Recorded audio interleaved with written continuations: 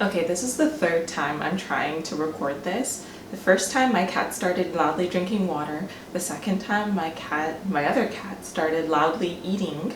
And then this last time the first cat that was drinking water started spitting up a hairball. This is gonna be the take, I know it. I can't count the reasons you should stay away from the show. You know what's funny? I am a fan of Rick and Morty, but I ended up watching Community pretty much by watching the extra episode of Tiger King where Joel McHale hosted some interviews with the cast of that documentary.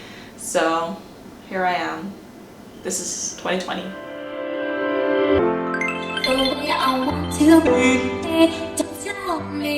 Hi guys, it's me again. And I've been binge watching Netflix, as one does, and there's one show that I just cannot believe I haven't watched until now. I'm talking about, of course, Dan Harmon's Community. Community first aired back in September of 2009. So the show starts off with an ex-lawyer having to return to a community college in order to get a degree. And he somehow forms a Spanish study group in order to try to woo, in order to win a girl. And by win a girl, I mean sleep with her. The story takes place in this really dysfunctional setting. This college is holding on by a thread with how it's operating.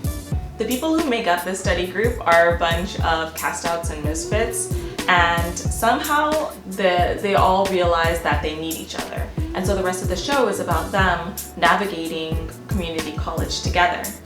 When I first started watching Community, it very much felt like watching shows that came prior to it, like Arrested Development. But after investing more time in it, I realized that it is just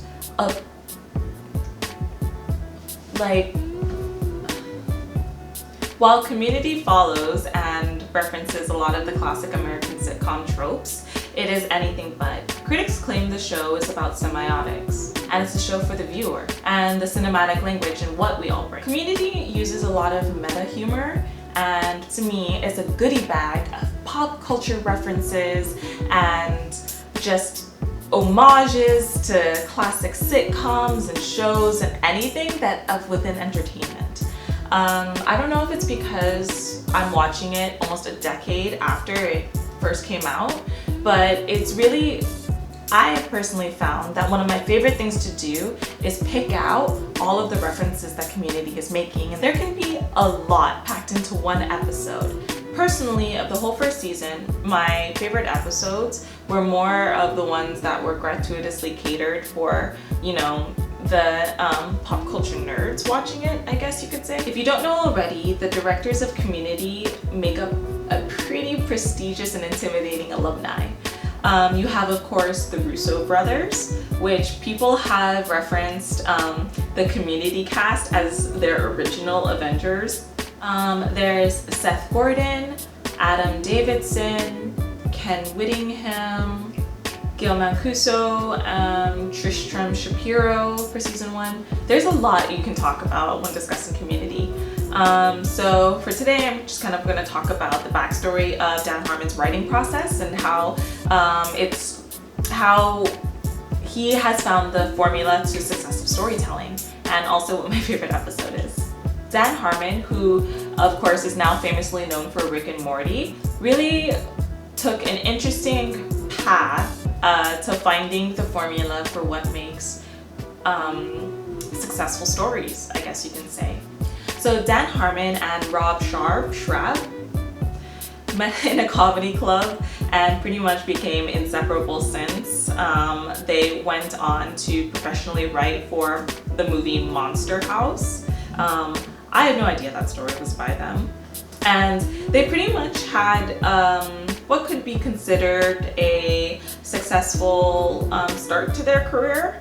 So the next idea that kind of, I guess, changed their trajectory in the industry was when they came up with an idea for a show that was picked up by Ben Stiller, and they wrote and filmed a pilot for.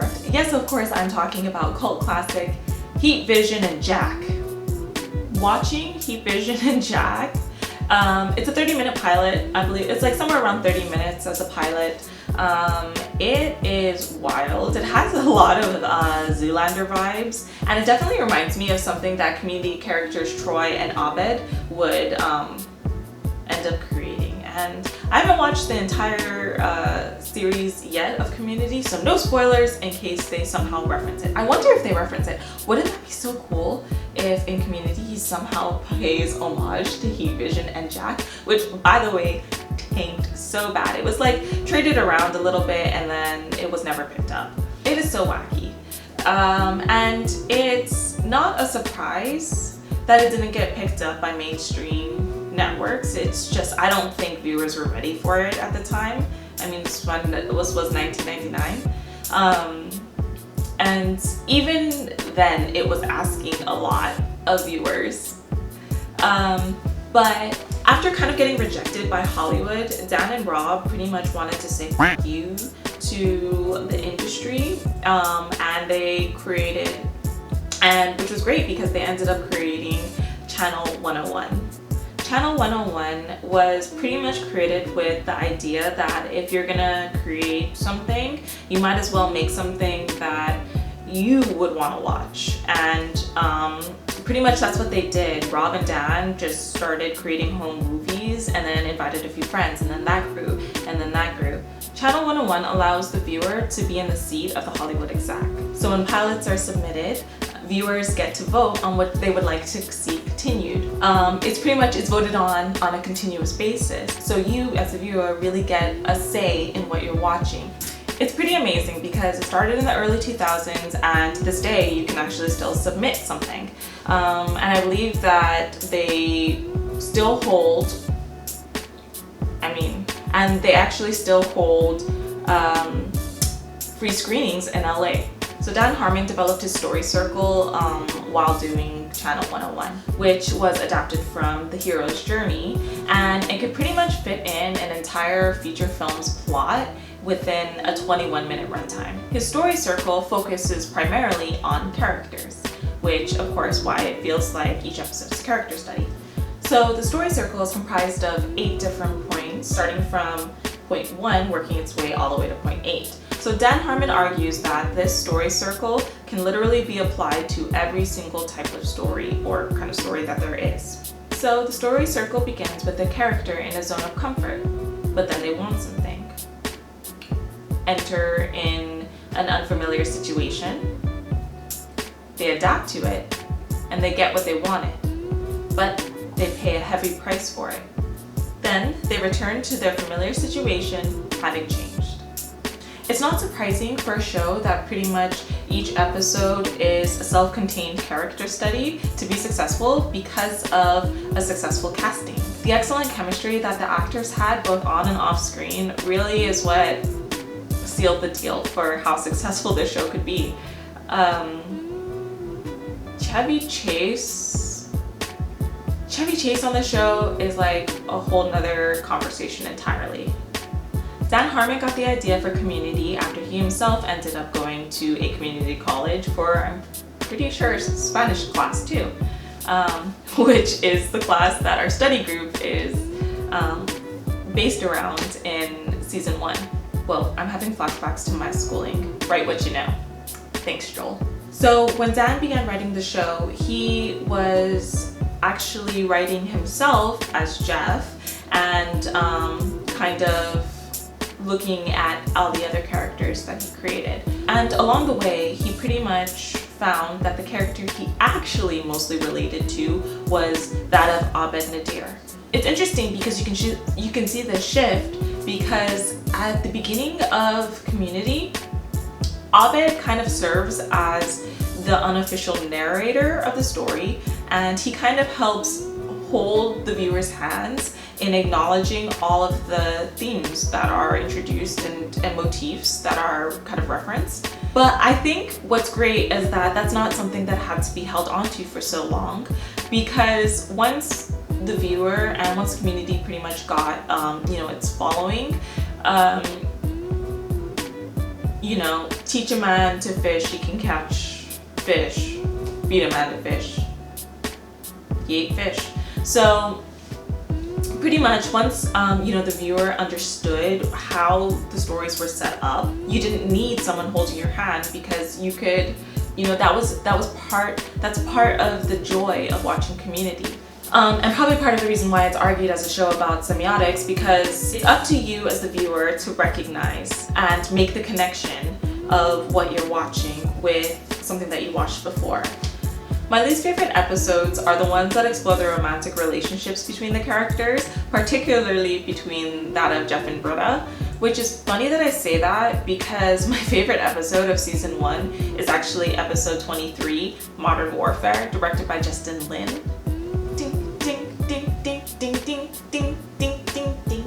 In just the first minute and a half alone, there's like a plethora of references to like classic sci-fi, post-apocalyptic horror action films. When Jeff wakes up in the car, you know, and he's walking through the abandoned campus, that's 28 days later. Seamless references without missing a beat. Abed wearing goggles like Vin Diesel did in the Riddick franchise, and then dropping a line from Terminator, and then when Jeff is reunited with Troy, Predator, and then Escape from New York.